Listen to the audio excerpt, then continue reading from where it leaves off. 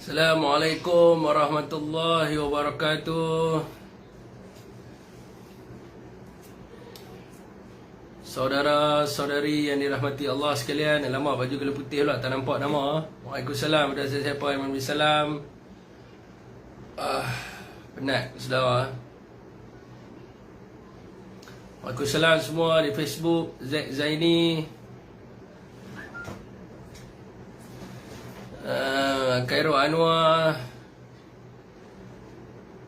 Mahathir Sibi, Khalid, Waalaikumsalam, Syazrin, Saiful Sa'id, Fazrin Aiman, Zaini ya, Mu'azlan, sihat, Alhamdulillah, Janah Guntur, Zuraidi Mus, Syah Firdaus, Pak Tanwi, Hairi Bentait. Saya bersiaran secara live di Facebook saya, Muhammad Syafiq Abdul Halim page official, dan juga di TikTok saya, Muhammad Syafiq Abdul Halim official, dan insyaAllah esok di YouTube saya, Muhammad Syafiq Abdul Halim official lah.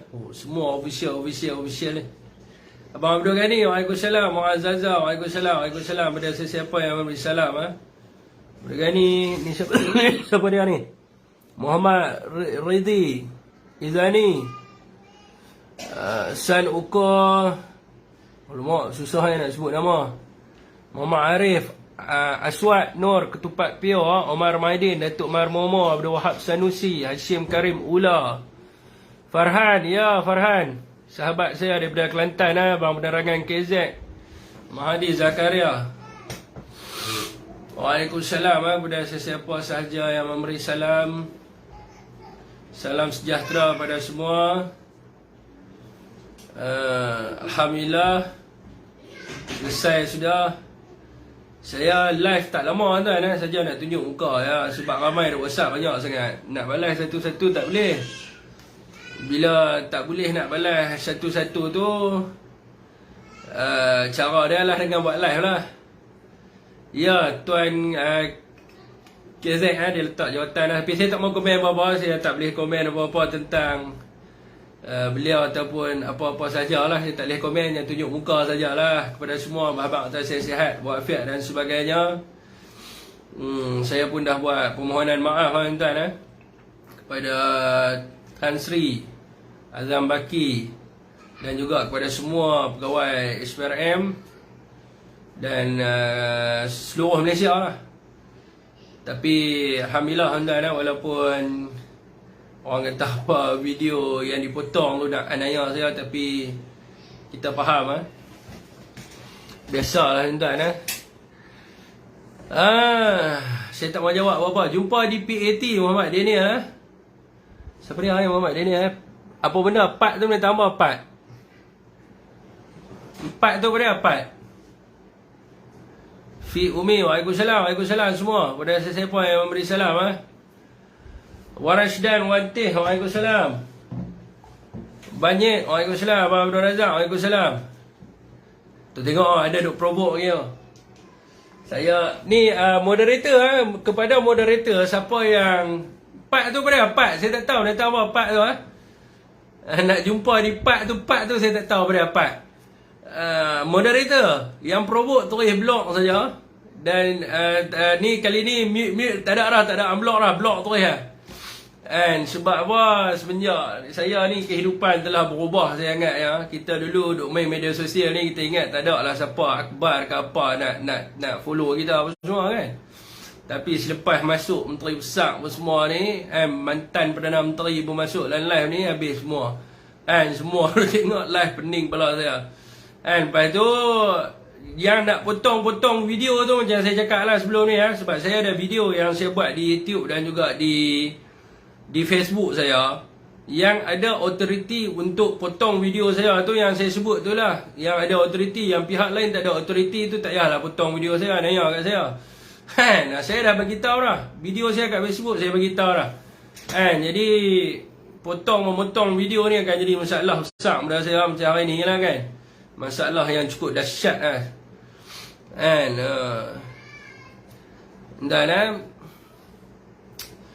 Siapa yang nak VC pun tak ada. VC apa semua pun tak ada malam ni. Malam ni VC pun tak ada. Tapi tengok dulu siapa dia VC ni Oh sorry, malam ni VC apa pun tak ada malam ni. Semua ni kapla jingga mah, kacau kepala semua. Musuh, sebab kita lah ni berhadapan musuh politik yang suka nak bagi kita duduk dalam. Bukan dia nak lawan hujah kita, dia nak bagi kita duduk dalam. Tu masalah dia tu. Tapi tak apa hantar apa-apa pun. Macam saya cakap lah hantar kita banyak-banyaklah berdoa pada Allah Subhanahu Wa Taala, harap siasatan ni tak ada lah teruk siapa ada dapat buku tadi tuan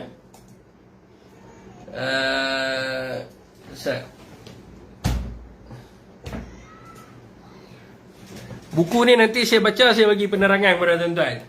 Rasuah nampak senang di dunia, sengket di akhirat. Ada orang bagi hadiah kepada saya. Tak ada suara, biar betul tak ada suara. Mana mungkin tak ada suara. Ada suara Pemuda PAS Malaysia, SK.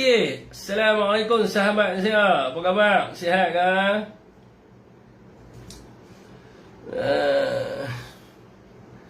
Depa pun ada telur. Rindu ke Afiq Rindu pun dahsyat ke Apa selalu depa guna ayat apa? Mehnah dan tribulasi. Sahabat saya ada seorang lah ni live tak boleh sebut nama siapa-siapa. Sahabat saya ada seorang, saya dengar dia ceramah. Dia kata mehnah dan tribulasi ini adalah perkara yang biasa dalam perjuangan. Jadi saya sedang menghadapi mehnah dan tribulasi ini lah.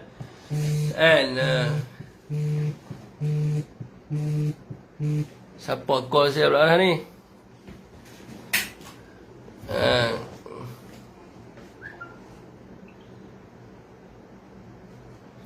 Waalaikumsalam kepada sesiapa yang memberi salam.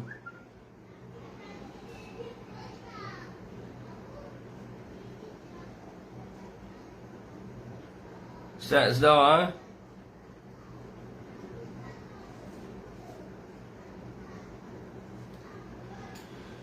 Ya, mereka ke salam kat saya. Tak apa, insyaAllah.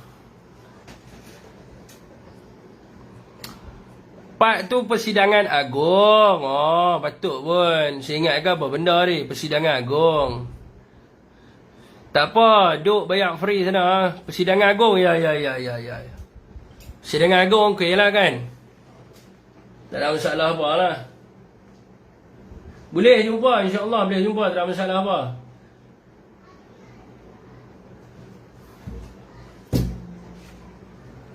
Naya Pak Abu. Naya Pak Abu Syafiq, saya nak jadi moderator. Saya semalam tu saya dah bawa satu topik. Saya dah buat note dah untuk saya cerita pada saudara semalam lah. Tapi macam mana lah kan, itulah orang kata saya mungkin malam ni saya boleh bawa topik tu lah tuan-tuan. Jadi kita tak perlulah nak cerita pasal benda-benda yang merapu-rapu ni. Jadi kita teruskan lah dengan kita punya live. Orang kata apa, seperti biasa lah kan. Ya, saya bekas anggota polis, betul tu. InsyaAllah Okey tuan-tuan saya rasa cukup dah. Saya menjawab salam semua dan sebagainya. Malam tu sebenarnya saya nak buat topik ni. Saya rasa topik ni lebih penting untuk saudara semua baca lah, berkenaan dengan apa yang saya cuba nak sampaikan kat sini. Sebab apa yang paling penting di sini adalah apabila saya buat live adalah untuk melihatkan berkenaan dengan apa yang rakyat hadapi sekarang ini dan fakta-fakta berkaitan dengan yang sepatutnya yang rakyat perlu tahulah. Tapi bila orang kata, ialah kadang-kadang dia selit buah politik tu kan. Jadi itu yang jadi masalah tu kan. Jadi ya, Cik Manan, waalaikumsalam Cik Manan Jadi apa yang hari ni saudara kena tengok jadi ni adalah nota yang saya buat semalam. Tapi tak apalah kan. Sampaikanlah sikit, bagi ada sikit lah malam ni ada sikit malam ni selain daripada saya tunjuk muka pada saudara semua. Dan apa nama orang kata apa, selain daripada saya membuat permohonan maaf secara terbuka dan sebagainya. Dan orang kata apa, tuan-tuan ada sikit lah something untuk saya bubuh dalam YouTube saya esok hari Okey tuan-tuan, jadi apa yang saya nak cuba sampaikan semalam kepada saudara adalah berkaitan untuk kesedaran kepada rakyat Malaysia ni, dan untuk melihat pada skop yang lebih besar selain daripada apa-apa isu politik yang berlaku dekat dalam negara kita. Dan yang berkaitan dengan penyiasatan dan juga pendakwaan di mahkamah ni, kita serahkan kepada pihak berwajib. Kita yakin mereka membuat penyiasatan dengan telus dan adil kepada seluruh rakyat Malaysia, dan kita yakin bahawa mahkamah juga akan menentukan keputusan yang terbaik untuk parti kita Perikatan Nasional. Tapi fokus kita adalah bukan kita nak lihat kepada itu semua, dan kita nak lihat daripada sudut ekonomi rakyat, kita nak lihat daripada sudut masalah rakyat yang rakyat hadapi sekarang ni, dan tekanan demi tekanan yang rakyat sedang hadapi sekarang ni, dan juga propaganda yang dimainkan untuk mengaburi mata rakyat. Maka semalam saya telah membuat sedikit pengkajian berdasarkan apabila dikatakan bahawa hutang negara telah pun mencapai 1.5 trilion. Maka saya buatlah sedikit research. Semalam dekat TikTok saya ada cerita, saya ada buat sedikit research berkaitan dengan kedudukan hutang negara ini. Dan betul ke tiba-tiba dia jadi 1.5 trilion ni? Exactly is 1.2 trilion, 1.2 trilion. Dan jadi seperti biasalah saudara semua, propaganda, fitnah dan juga hasutan ini tidak akan dapat berpisah dengan parti yang bernama Pakatan Harapan, kerana mereka hanya boleh hidup dan juga boleh meraih undi hanya dengan penipuan, hanya dengan propaganda, bukan dengan mewujudkan satu tadbir urus yang baik. Jadi tuan-tuan saudara semua, pada Jun 2 2018, Bank Negara Malaysia telah pun mengeluarkan kenyataan yang menyatakan bahawa hutang negara pada 31 Disember 2017 adalah berjumlah RM686.8 bilion semasa zaman pentadbiran Najib Razak. Last penggal lah, masa dia last penggal. Semasa Lee Guang Eng menjadi Menteri Kewangan Malaysia pada ketika itu, Bank Negara Malaysia pada tarikh 20 Februari 2019 telah pun mengeluarkan laporan bahawa pada 31 Disember 2018 hutang negara telah meningkat kepada 792 bilion.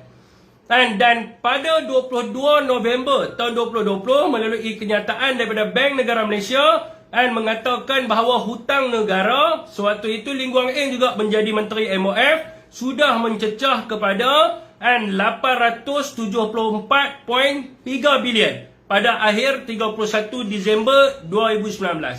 Ini adalah kenyataan daripada Bank Negara Malaysia, yang mana saudara semua boleh pergi cari pun.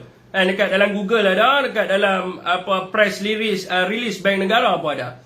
Mengikut laporan audit negara yang dikeluarkan pada tahun 2021 menyatakan, sekejap ni siapa nak, malam ni tak ada bisi-bisi semua, ni semua bisi semua ni bahaya.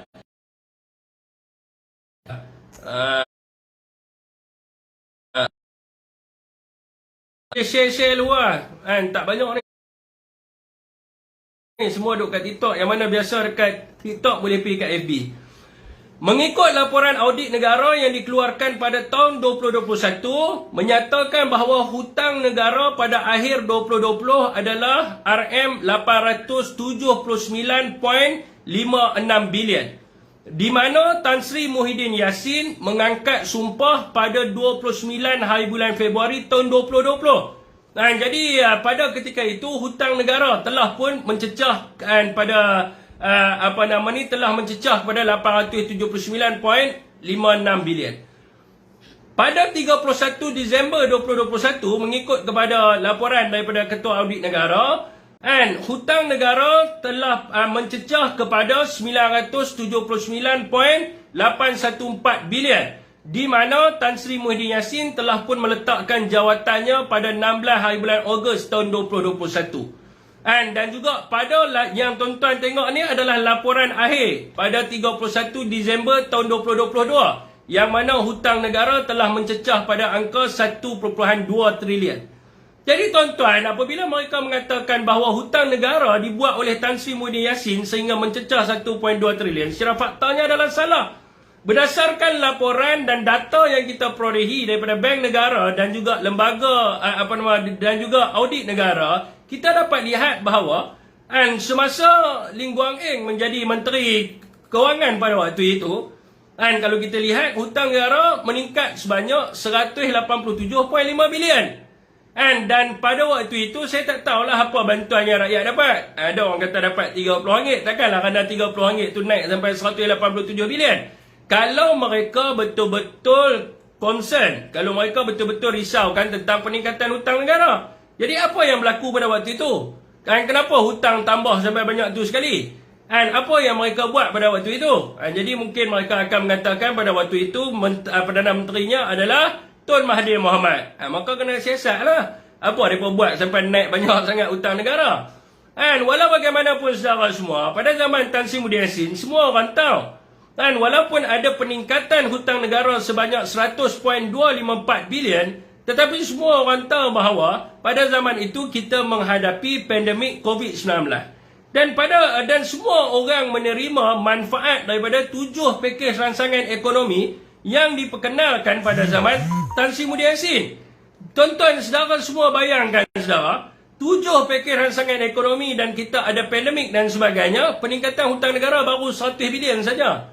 Jadi bagaimana dengan tidak adanya COVID dan tidak adanya pakej ransangan ekonomi, boleh sampai 187 belanja apa ni? Ini yang kita nak lihat dan inilah yang kita, alamak Tuan Gero, sabar lo Tuan Gero, satgi ni lah, satgi saya bagi sat saya nak habiskan ni lo. Tiba-tiba dia nak main BC pula dah. Sabar sat Tuan Gero, satgi saya call lah. Jadi macam mana boleh tambah sebanyak tu? Kalau mereka begitu concern tentang hutang negara, sepatutnya mereka kena tanya Lee Guang Eng dan mereka juga kena tanya kepada Perdana Menteri pada waktu itu, apakah yang mereka gunakan, apakah yang mereka belanjakan sehingga menambahkan hutang negara naik hampir-hampir 200 bilion. Okey tuan-tuan, jadi tuan-tuan, kalau kita tengok, ini adalah laporan yang dikeluarkan oleh Kementerian Perdagangan Antarabangsa dan Industri. Ini keluar dalam The Age. Kemarin lah sepatutnya saya sebut kemarin. Ekonomi bertambah baik semasa zaman kita. Dan apa yang Anwar umumkan dalam orang kata dalam akhbar dan sebagainya, termasuklah Zafrul umumkan adalah prestasi ekonomi yang terdahulu, bukan sekarang. Jadi laporan Kementerian Perdagangan Antarabangsa dan Industri Malaysia melaporkan bahawa ekonomi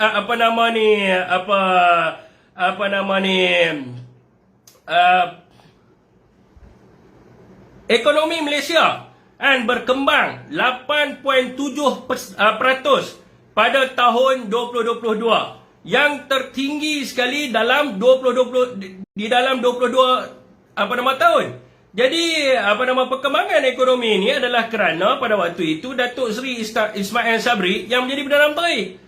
Anwar cuma jadi Perdana Menteri sebulan. Takkanlah Anwar jadi Perdana Menteri sebulan ekonomi berkembang 8.7%. Yang dikatakan oleh mereka, kata Anwar jadi Perdana Menteri je ekonomi berkembang 8.7%. Ini semua benda yang mengarut. Jadi ini adalah prestasi ekonomi pada akhir tahun tersebut, yang mana prestasi itu adalah kerana atas usaha daripada Datuk Seri Ismail Sabri. Jumlah perdagangan pada tahun 2022 melepasi 2 trilion.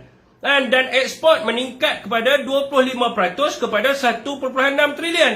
Jadi mereka katakan semenjak tukar kerajaan dan terbinanya kerajaan hari ini, jumlah perdagangan kita melepasi 2 trilion. Bacalah laporan ni betul-betul. Ini daripada bulan Januari sampai September. Apa kamu merapu ni? Takkan dalam masa 1 bulan kamu boleh meningkatkan ekspor sampai 2 trilion. Ini satu benda yang mengarut. Jadi rakyat perlu tahu, ini adalah apa prestasi yang berlaku semasa zaman Ismail Sabri. Dan tuan-tuan,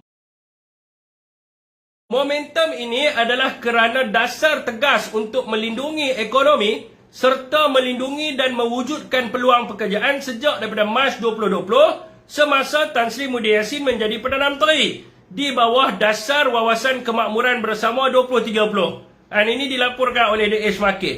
Jadi tuan-tuan, kalau kita tengok tuan-tuan, sebab itulah saya rasa saudara pernah dengar ayat daripada Tan Sri Muda Yassin yang mengatakan bahawa ada cahaya di hujung terowong. Apa maksudnya cahaya di ujung terowong? Inilah kerana dasar yang telah dibuat ini, and yang mana pada waktu itu kita menghadapi pandemik, dan kita sudah sampai kepada penghujungnya sebelum Tan Sri dijatuhkan. Dan Tan Sri dah dapat baca bahawa ekonomi kita akan meningkat pada waktu itu. Tapi ini ditunjukkan laporan prestasinya yang tuan-tuan boleh tengok baru kemarin dulu keluar. Selepas Anwar menjadi Perdana Menteri, perdagangan ekspor, import dan lebihan perdagangan mengucuk. Masing-masingnya adalah sebanyak 11.8%, 14.4% dan 8.6% dan 35.5%. Ekspor barang perkilangan seperti logam, keluaran getah serta produk besi dan keluli yang menyumbang 84.2% daripada jumlah ekspor menurun sebanyak 94.97 bilion semasa Anwar menjadi Perdana Menteri ini. Kenapa ini mereka tak mau cerita? Dan hari ini orang Felder mengatakan kenapa sawit turun dan sebagainya. Ekspor barangan pertanian merosot kepada 19.8% kepada 7 bilion berbanding Januari 2022 kerana penurunan ekspor sawit dan produk pertanian berasaskan minyak sawit. Jadi tuan-tuan, perdagangan dengan negara China mengucuk 7.9% pertumbuhan tahun ke tahun ataupun year over year kepada 37.1 bilion. Dan ekspor ke China yang bernilai 14.98 bilion susut 11.9% berikutan penurunan ekspor keluaran besi dan keluli serta produk petroleum.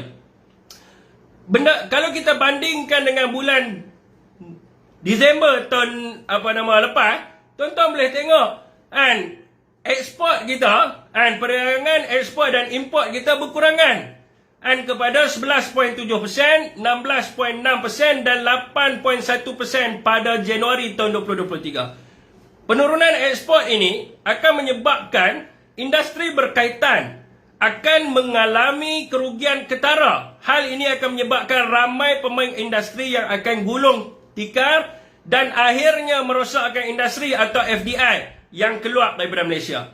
Ini yang sepatutnya dijelaskan oleh kerajaan hari ini. Bukan mereka nak main propaganda, kes mahkamah, kluster mahkamah lah, Syafiq Halim, fitnah Azam Baki dan sebagainya. Sepatutnya sahabat-sahabat kerajaan hari ini, mereka kena terangkan keadaan ini dan kenapa benda ini berlaku. Mereka kena terangkan kenapa ekspor sawit kita berkurang kepada 19.8% pada tahun 2023 yang mana memberi kesan yang besar kepada peneroka dan sebagainya.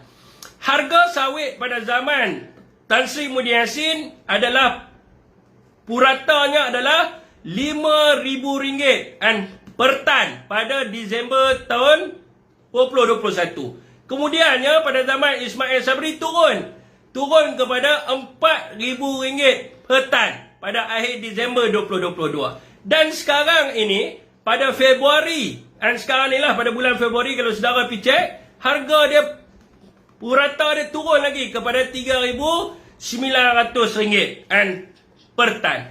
Jadi inilah yang wakil kerajaan kena jawab. Kenapa sawit kita harga turun? Sebab orang tak mau beli sawit kita. Dan sebab apa orang tak mau beli sawit kita? Menteri pilih cari negara mana yang nak beli sawit. Macam dulu, mungkinlah pada zaman Tan Sri dulu kita menghadapi dengan orang yang boikot produk sawit dan sebagainya. Ada negara yang boikot dan sebagainya. Itu sebab kita bawa pergi jual dekat negara-negara seperti Afrika dan sebagainya. Macam sekarang ni, bila susut dia punya ekspor dia, apakah langkah yang diambil oleh kerajaan? Ini yang mereka kena jelaskan kepada rakyat. Sebab pendapatan peneroka semakin berkurangan. Begitu jugalah dengan getah, tuan-tuan. Getah kita, kalau kita tengok ekspor kita, getah kita berkurang. Jadi sebab itulah tuan-tuan tengok hari ini, harga getah jatuh merudum. Dan juga penoreh getah sangat tertekan hari ini. Isu-isu banyak ni, isu penoreh ni banyak ke belakang. Orang tak sambut isu penoreh ni. Tapi sebenarnya tuan-tuan, saya pernah buat lawatan ke beberapa ladang getah lah. Banyak yang ladang getah ni ditinggalkan toreh. Orang tak toreh pun getah. Bila kita tanya kepada penoreh ni, peneroka ni, kita tanya sebab apa dia tidak mau menoreh getah. dia bagi tahu, dia kata income yang dia dapat daripada dia menoreh getah ni sangatlah rendah, dia kata. Jadi dia tidak boleh sara hidup dan sebagainya, dan hanya buang masa dia saja, dan di akhirnya dia tak keluar menoreh. Benda ni bukan jauh pun, dekat Kedah pun kita boleh tengok sendiri. Mungkin orang Kedah pun tahu kenaan dengan benda ni. Jadi saudara semua, harga getah yang merudum yang patut dilihat oleh kerajaan. Kenapa harga getah begitu murah di saat kos sara hidup penoreh-penoreh ini sedang meningkat dengan ketara sekarang ini. Jadi tuan-tuan, rakyat di bawah ini tidak melihat kepada propaganda yang mereka mainkan. Selainnya mereka melihat bahawa pemimpin-pemimpin yang ada pada hari ini memberikan satu malapetaka kepada mereka. Mereka melihat FDI mula meransur keluar dan juga ekspor negara semakin berkurang. Sepatutnya kita kena tengok menteri-menteri kita ni pergi keluar negara. Yang terlibatlah pergi cari siapa nak beli sawit, siapa nak beli getah dan sebagainya. Bukan dia pergi cerita dekat luar negara. Setiap kali dia duduk di pentas di luar negara, dia tidak menceritakan apakah peluang ekonomi yang boleh dibawa masuk ke Malaysia. Malaysia ni sesuai untuk ekonomi jenis apa sekarang ni. Dan dia tidak cerita benda tu. Tuan-tuan boleh tengok sendiri. Apabila pemimpin kita pergi ke luar negara, dia mengatakan bahawa negara Malaysia ini terdirinya daripada kepimpinan-kepimpinan yang tidak ada integriti. Kepimpinan-kepimpinan yang rasuah dan sebagainya. Dan sehinggalah kalau kita tengok orang rasa gerun nak masuk ke dalam negara Malaysia untuk melabur dan sebagainya, sehingga Malaysia dilabel sebagai Burundi, tuan-tuan. Ini belum pernah lagi Malaysia ni kita tahap samakan kita ni dengan negara seperti Burundi. Selalunya kita membandingkan negara Malaysia ni dengan Australia, Singapura dan sebagainya. Dan ini rata yang saya dapat semalam, tuan-tuan. Belum lagi kita cerita tentang bursa dan sebagainya. Tuan-tuan bayangkan, kita punya bursa kita hari-hari dia punya ditutup rendah. Dan kalau ikutkan kepada semalam punya fact, 539 kaunter rugi. Jadi kenapa benda-benda ini tidak diceritakan? Rakyat memerlukan kerajaan yang menjaga kebajikan mereka. Rakyat perlukan kerajaan yang menjaga negara. Bukan rakyat yang mana berperang ideologi politik semata-mata. Setiap kali keluar kenyataan, PAS, parti yang ambil duit judi.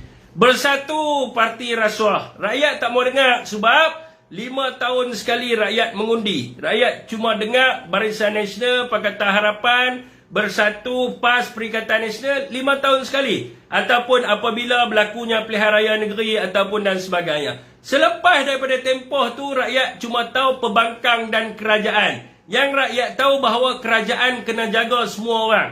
Semua orang, 32.9 juta ini adalah rakyat Malaysia yang mereka kena jaga semua. Rakyat tak perlukan ahli parlimen yang gila, tuan-tuan.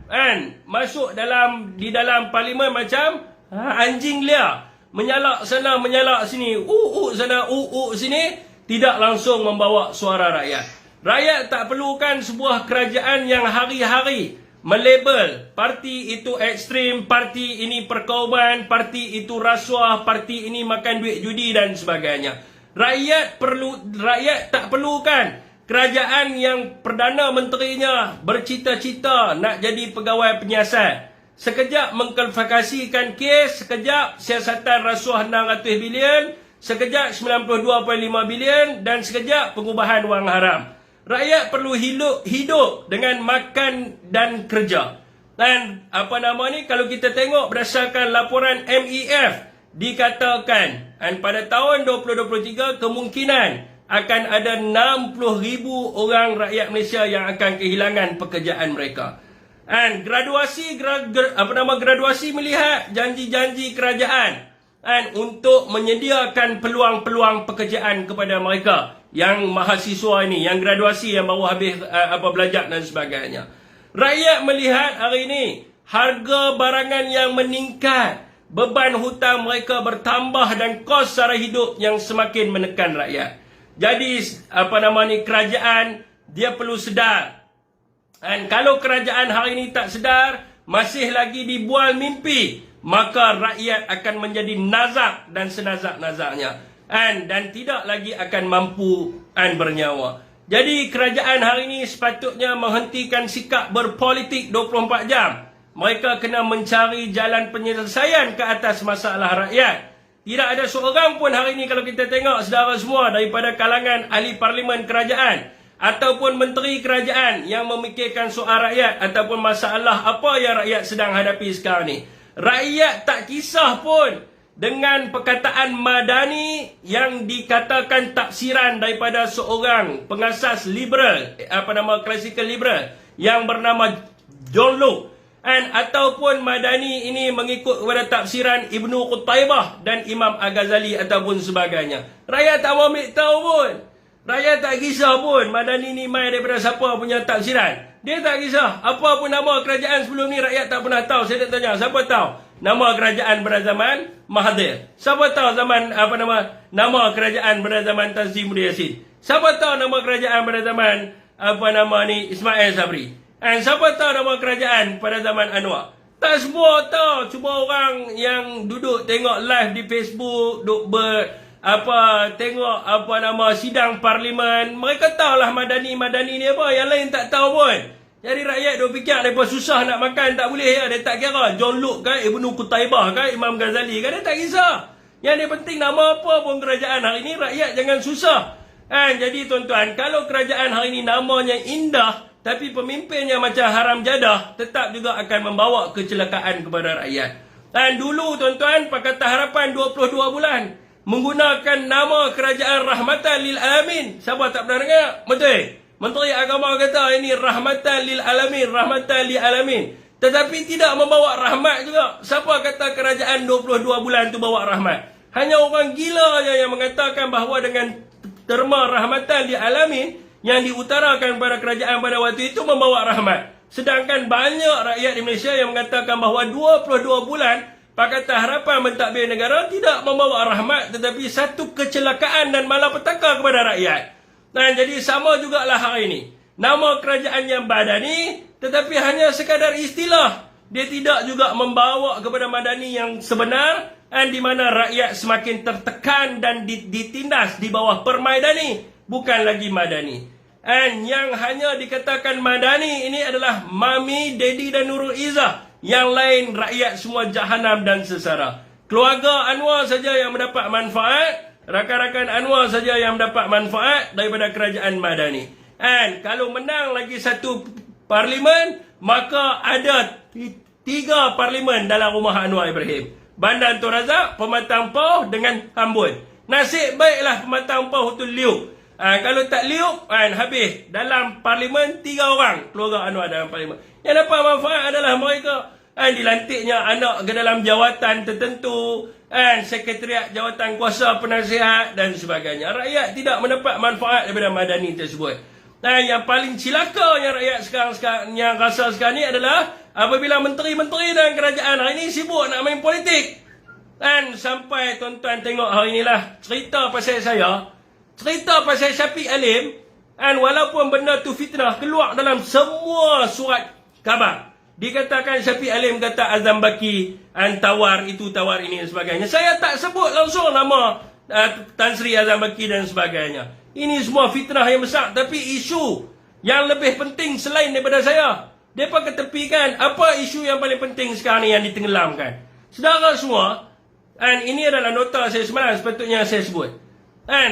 Baru-baru ini ada 13 naskah Al-Quran yang dibuang ke dalam longkang. Dan laporan awal daripada PDRM dilaporkan, saya quote balik, dikatakan bahawa disengajakan.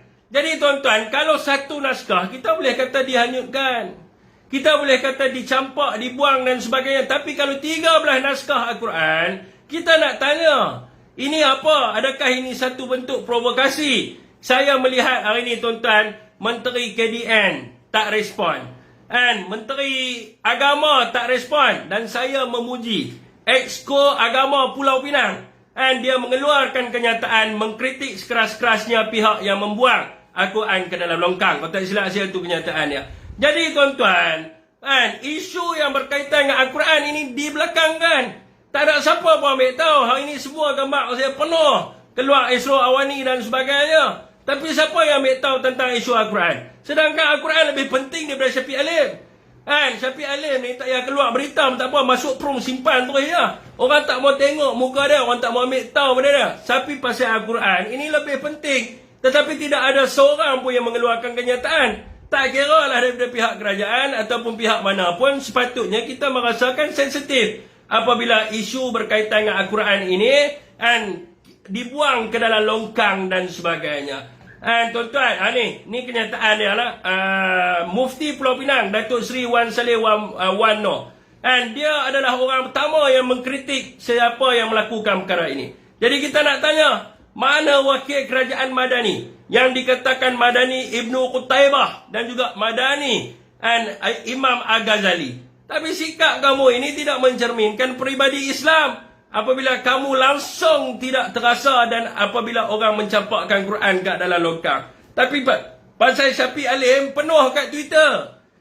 Tuan-tuan, Al-Quran ini ibarat nyawa kita, pedoman kita. Dan apabila Al-Quran dibakar di Sweden, kita merasakan seolah-olah nyawa kita direntak keluar. Ucapan punyalah hebat. Apabila Al-Quran dibakar di Sweden, seolah-olah jantung kita telah dirobek. Kulit kita telah disiak-siak dan sebagainya. Ini bukan berlaku di Sweden, ini berlaku kat dalam Malaysia.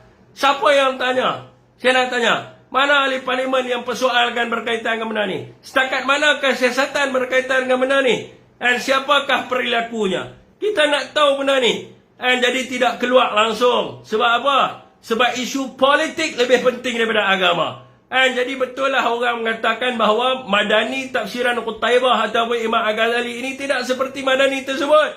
Tetapi ini seperti permaidani yang dibuat oleh kerajaan sekarang ni. Okey, saudara semua. Ajar nak ambil SPM, tak ada siapa peduli. Tak ada siapa peduli nak ucapkan semoga kejayaan ke apa. Tak ada siapa peduli. Saya kata masalah rakyat tak ada siapa pun peduli. Makanan rakyat tidak ada siapa pun peduli. Ada ataupun tidak ada makanan di atas meja rakyat. Yang mereka tahu adalah siapa yang nak kena tangkap lepas ni. Dan siapa yang kita nak hentikan mereka punya kebebasan bersuara. Siapa yang kita nak fitnah supaya mereka kena tangkap. Ini mereka pandai lah. Tapi nak jaga rakyat mereka pandai ataupun tak. Dan saya nak beritahu kepada tuan-tuan semua. Kerajaan hari ini jangan menganggap bahawa mereka akan berdiri selama-lamanya. Mereka jangan anggap bahawa kuasa bukan di tangan rakyat. Rakyat akan menghukum mereka dalam PRU16. Tuan-tuan, tak lama tuan-tuan. Hari ini dah nak masuk bulan berapa dah. Kita pejam celek. Kita dah rasa macam pilihan raya ni, dah habis lama dah ni. Jadi pejam celek 2016 rakyat akan hukum semua parti-parti yang dalam kerajaan hari ini. Jangan risau bab tu tuan-tuan. Kerajaan Madani Abah dia, abang ada keluarkan kenyataan bab Al-Quran dibuang tu. Abah ada ke keluar berkenaan dengan kenyataan? Tak kira lah siapa-siapa pun, saya kata sepatutnya apalah kena tunjuk dulu. Menteri Kementerian Dalam Negeri kena tunjuk dulu. Kemudiannya baru kita kritik. Kenapa sebelah sini tak keluar kenyataan? Kenapa hampa keluar? Ini hampa tak keluar, hampa tanya pula. Sebelah sini siapa tak buat keluar kenyataan. Sedangkan kuasa kat tangan apa? Kalau cerita pasal saya boleh keluar dalam semua paper, awak cerita Quran tak keluar. Okey tuan-tuan. Mana Tuan Khairul tadi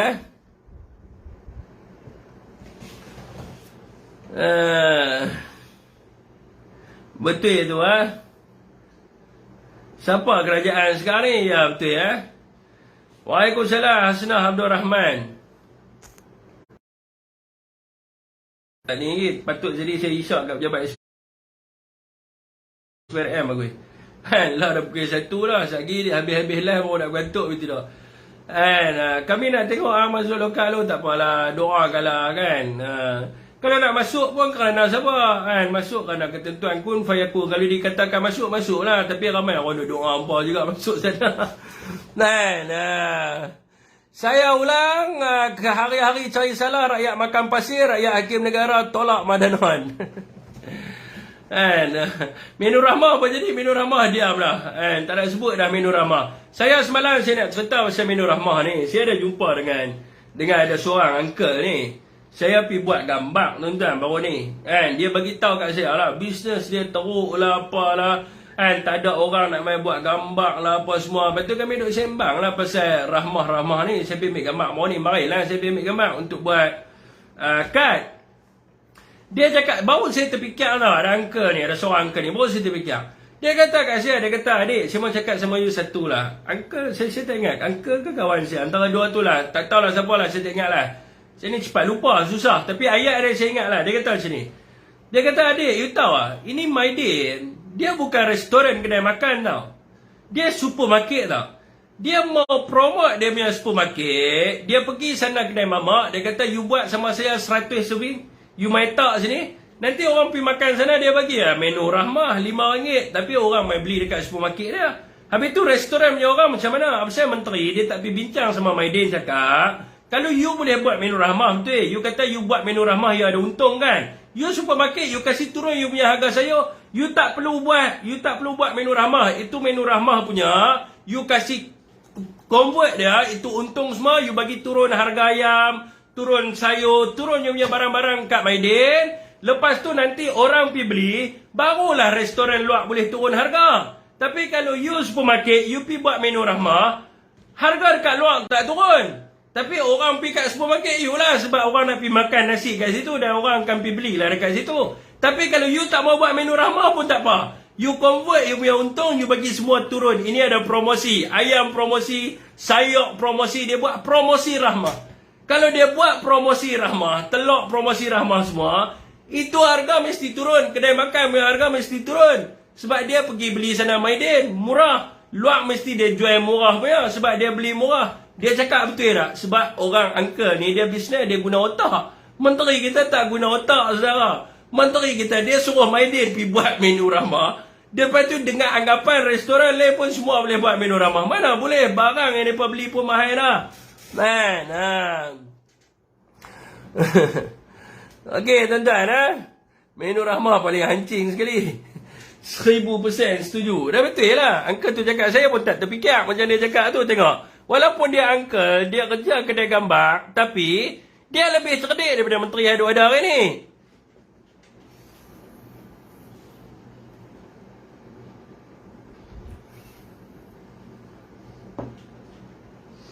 Saya tadi buat balik nasi goreng kampung. Saya letaklah kereta. Saya ingat perut duk lapar pula buat live ni kan.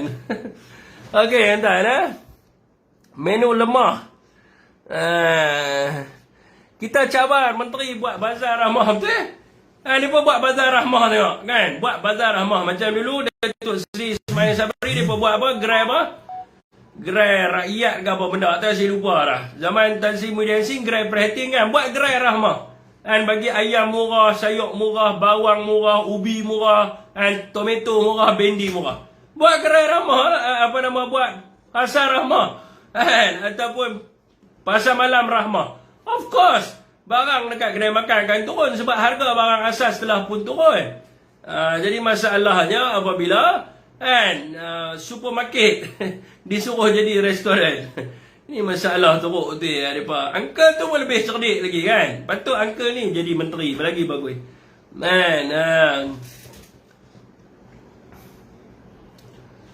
Ni hak provok bukan. Apa pula awak saya yang kena tuduh kan duk panggil saya ni songklak apa semua. Dia nak respon lah. Dia nak respon lah tuan-tuan. Kalau moderator tak block, aku mesti respon dia kat komen apa. Jadi apa tolong block saya. Lagi kalau respon dia tak boleh nak fikir. Dia berdaya kot lagi kena panggil lagi. Lah dia pun nampak komen tu apa dia duk panggil kat saya penyamun, penjongklap. Awak saya kena dakwa apa? Dia duk panggil kat saya macam-macam sangat ni. Aku tak boleh tu bari. Padam. Siap. Tu. Lagi kalau kita baca kita komen lagi. Tu yang dia panggil unsur provokasi ni. Ini dia panggil unsur provokasi. Mana moderator tolong buat audio Ustaz.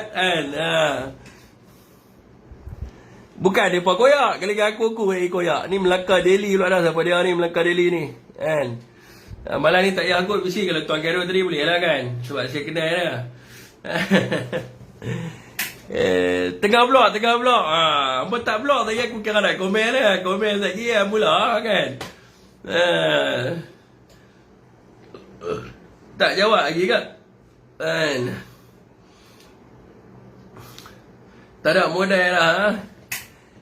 Bagi tukang masak jadi menteri macam tu lah. Tu masalah dia. Dia menteri pertahanan. Dia adalah warrior. Hampa pergi letak dia jadi dewan makan. Mana dia boleh. Dia kena jadi menteri pertahanan Mak Sabu. Kan. Natasha Romanoff. Aku lentik moderator banyak sikit lah. Kita bukan boleh koyak juga. Kita kadang-kadang pun kan. Koyak lagi mula kita nak komen pelik-pelik kan. Kita nak komen pelik-pelik lagi. Orang duk record kita punya ni. Mereka pandai tuan. Mereka pancing kita. Lagi kita komen pelik-pelik lagi. Termakan pancing. Mereka record. Mereka pergi viral. Keluar surat gambar pula. Syafiq Alif. Keluar surat gambar pula. Nusi tak jamin hang. Sanusi tu tak payah jatuh dah. Suruh main jumpa saya. Sanusi tu apa buat bilah macam mana pun tak jatuh dah MB Kedah ni. Saya bukan nak cerita apa. Hampa duduk di luar, hampa tak tahu. Hampa pergi tanya orang Kedah.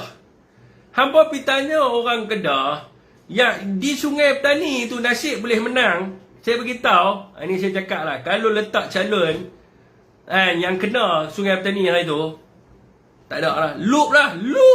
Anak Johari Bulat pun tak boleh menang. Sebab dia sendiri, orang tolak dia di Sungai Petani. Orang tolak dia, ada mungkin orang tak tahu kata tu anak dia. Orang tolak dia di Sungai Petani. Saya, kampung saya di Bidung. Orang tak mau dah dekat dia ni. Tapi hari tu dah tak ada pilihan. Bila tak ada pilihan, dia terpaksa pilih dia. Tu yang jadi 14-1 tu. Kalau kata letak PAS ke 1 tahun tu, tak ada dah 15 tu 15. Saya nak bagi tahu hampa duk anti Sanusi.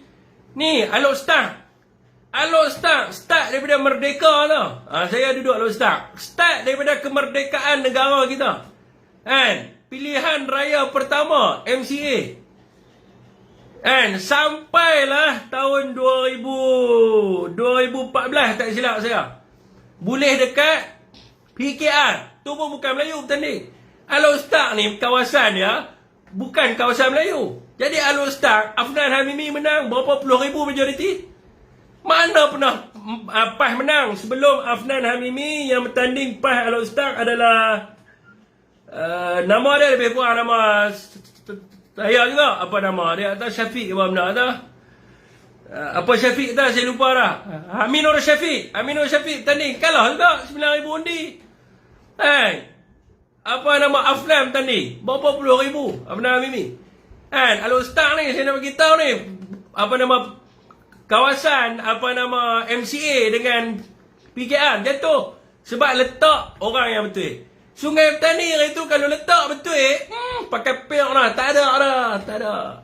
Jadi kalau hampa nak sebut MB ni, saya nak bagi tahu, hampa pergi di kampung-kampung bersebut nama Sanusi. Tak apa Fiz, sedang promosi Syafiq Alif tu hampa sebut Sanusi. Kalau ada orang yang tolak Sanusi ni, MB Kedah ni, orang ni kalau sama ada tak betul ataupun tak suk kepada parti politik. Hampa pergi mana pun lah, hampa pergi di mana-mana pun lah. Saya target dalam pilihan raya negeri ni, kalau nak boleh pun PKR ni satu ya. Kota Rahman. Tu mereka boleh pergi. Hal lain mereka tak nak boleh pergi. Hampa tengok lah. Kalau kata MB kata, mereka boleh menang berapa kursi? 3 kursi kan. Saya kata 1 kursi lah. 1 kursi mereka boleh menang. Ni macam sekarang ni kan. Anwar tahu anchor di Kedah adalah YB Pendang, Awang Hashim. Awang Hashim adalah sekarang ni dia panggil sebagai anchor lah. So dia nak cari pasal dengan Awang Hashim. Awang Hashim takkan jatuh. Saya lahir di Pendang tuan-tuan. Pendang ni tak ada apa. Boleh Awang Hashim, YB Awang Hashim jadi MP Pendang. Orang Pendang dapat hospital, balai bomba, IPD baru, Pekan Pendang, hotel berapa biji lah ni. Awak dia nak jatuh lah. Dia tak jatuh memang. Hang tuduh pilah apa pun kat Awang Hashim. Orang Pendang takkan tolak Awang Hashim. Saya beritahu terang-terang, so hampa jangan duk mimpi lah. Hari ni daripada duk buruk YB Awang kan. Hampa tanya saya lah. Saya lahir di Pendang. Saya kampung, saya Pendang, Kedah. Mak saya sekolah menengah Pendang sekali dengan Abang Hashim lah. Kan? Awak mau ingat senang nak bagi jatuh dia. Anwar nak kata dia. Dia pun nak ni, Anwar tahulah nak jatuhkan Kedah ni. Dua orang Sanusi dengan Abang Hashim. Kan? Dah bukan saya nak puji. Hampa pergi tanya orang Pendang. Hampa masalahnya lah ni. Hai duk bercakap di sini. Bukan orang Kedah pun. Macam hari tu hak buat gas kan. Geng anti Sanusi. Geng anti Sanusi leader dia orang mana? Leader dia orang Selangor. Dia tahu pasal Kedah. Dia bukan pernah duduk Kedah. Kan? Dia sebut apa? Pendeng. Yang saya tanya dia hari tu. Dia kata dia nak pergi kempen di mana? Sungai Tiang Pendeng. Pendang pun takkanlah nak pergi di Pendang. Abang kata saya ni awak semua kena tolak kepada MB Kedah kita ni, Sanusi ni, sebab Sanusi ni banyak masalah dia. Orang Pendang kata ambil balik lah. Confirm lah hak duk tolak Sanusi ni sebab dia pun bukan orang Kedah. Kalau dia pun orang Kedah, dia pun takkan tolak Sanusi. Hanya orang gila saja yang akan tolak MB Kedah. Kan? Zaman Fahmi.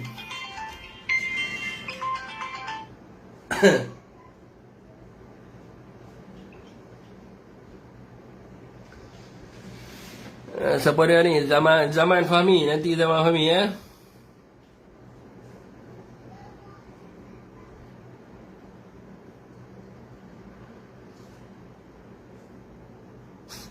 Hero kita dah kembali macam Taman Diri.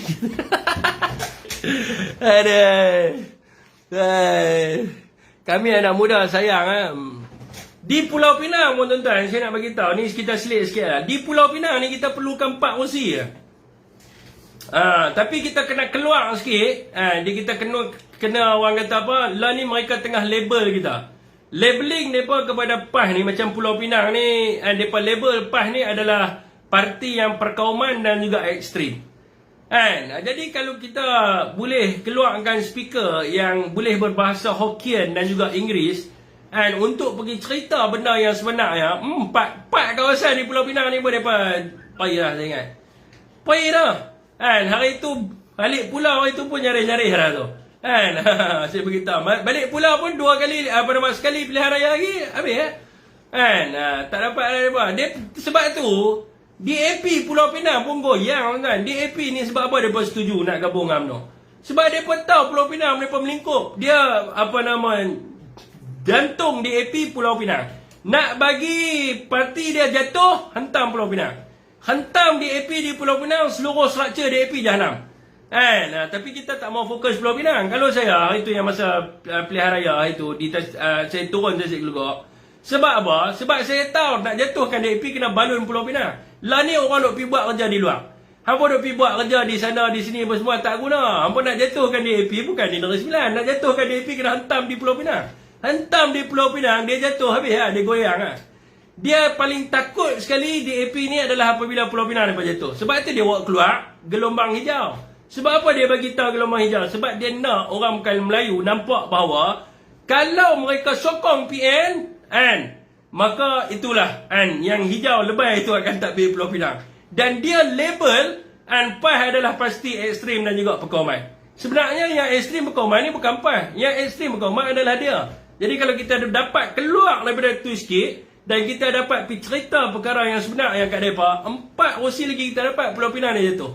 Pulau Pinang ada 40 kursi. Bukan banyak pun. Relax lah.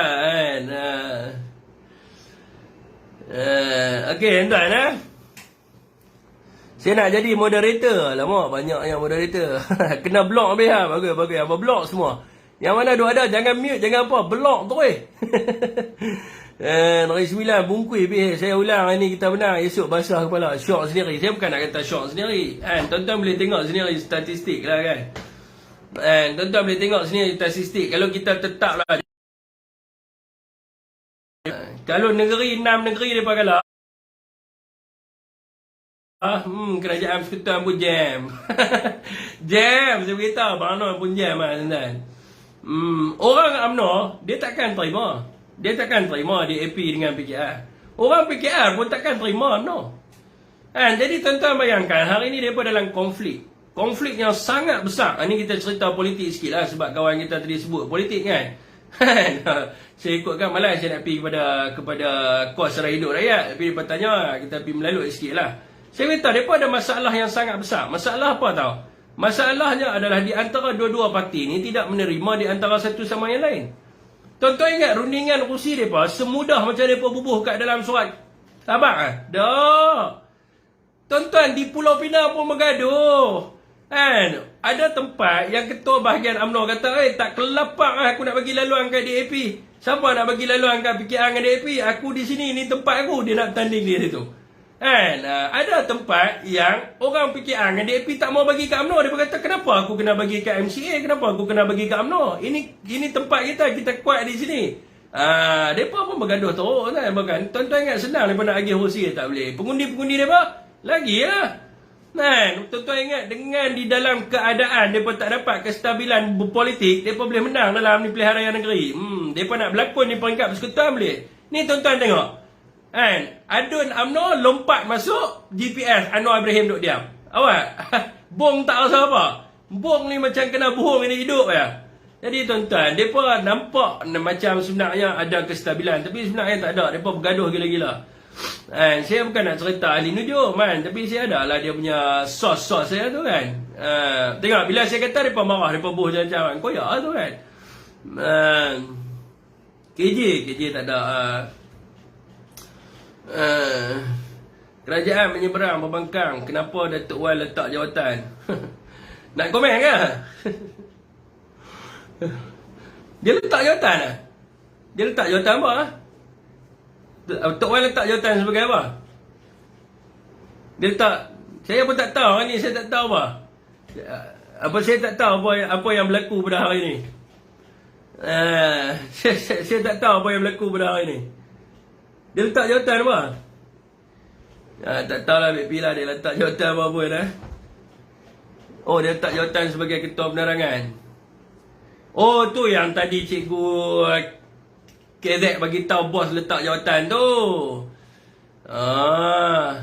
Bagus ya. Patut dicontohi oleh, kalau betul ni saya kata kalau betul lah, jangan lagi FMT kan nampak kan Syafiq Alim mengesahkan Wan Saiful letak jawatan. Kalau betul dia kena ayat jangan potong Kalau takut juga saya nak sebut lah ni kan. Lagi kot nak record apa kan. Tak payah komen kot no. Tak payahlah kan. Ketua penerangan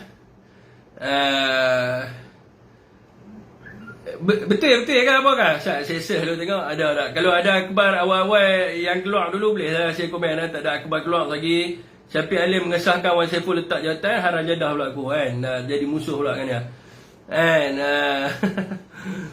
Saya tengok Wan Saiful letak jawatan.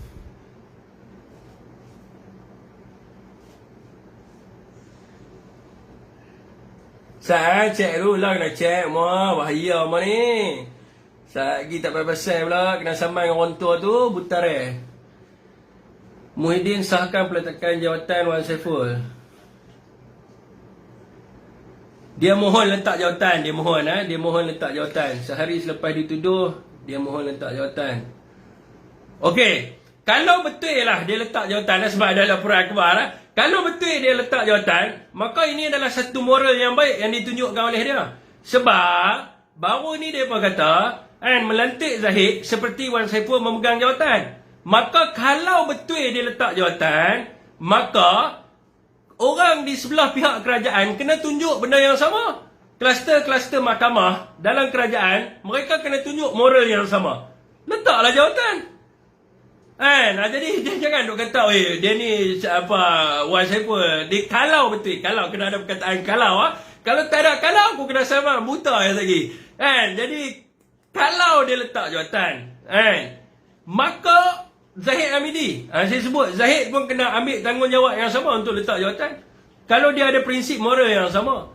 Dan beberapa kluster mahkamah dekat dalam parti kena lepaskan jawatan. Dan Zahid, kalau dia ada moral, dia kena lepas jawatan sebagai presiden parti.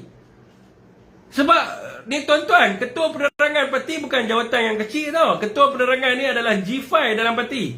Dan kalau dia letak, nak sebut K payah, kalau dia letak, sekiranya dia letak, Zahid kena ambil tanggungjawab untuk letak jawatan sebagai Presiden UMNO. Adakah Zahid berani untuk buat benda yang sama? Kan? Bukan Zahid seorang ya. Tu siapa nama muda-muda siapa Syed Saddiq pun dah on the way ke kan. So depa ni semua Lim Guang Eng dia lepas jawatan dulu kepada Anthony Loke kan. Jadi kalau dia ada jawatan lagi, so dia pun kena letak jawatan. Tapi saya tak tahu lah Lim sebagai jawatan apa sekarang ni. Yang saya tahu dia lepas kepada Anthony Loke dulu kan. Jadi yang mana yang lain-lain ni semua kena letak letak berhabis semua. Baru betul. Kalau hampa nak kata lebih, so di pihak hampa sendiri sekiranya, saya sebut sekiranya, kena saman ayah lagi. Sekiranya dia mohon untuk letak jawatan dan sekiranya Datuk Wan Saiful letak jawatan YB Uzir jadi yang lain pun kena letak jawatan. Setuju tak setuju? Jadi rakyat semua tengok habis lah. Letak pun habis lah Fiq. Betul. Zahid lah orang pertama. Zahid kena ada lah. Zahid ni bukan letak jawatan sebagai Timbalan Perdana Menteri. Kena letak jawatan sebagai Presiden UMNO. Tapi kalau Zahid letak jawatan sebagai Presiden UMNO, Anwar Ibrahim akan menasihatkan Zahid, Zahid, you jangan follow Wan Saiful. If you follow Wan Saiful, of course kerajaan hari ni jatuh. Dia takkan letak jawatan. Hang takut ke Fiq? Bukan takut. Aku cuba cakap hampa yang kata dia letak jawatan. Jadi saya tak tahu, saya tak ada maklumat dia letak ke apa kan. Saya tengok dalam ni.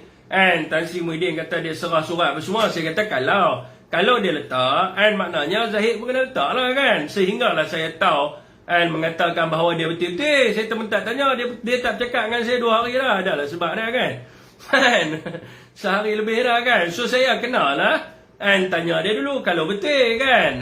Tapi memang ada kenyataan. Saya sekarang ni baca surat khabar pun saya jadi takut. Bila benda berlaku pada saya ni, saya jadi takut. Bukan saya tak percaya, tapi saya jadi takut sikit lah sehingga saya dapat tahu benda yang betul.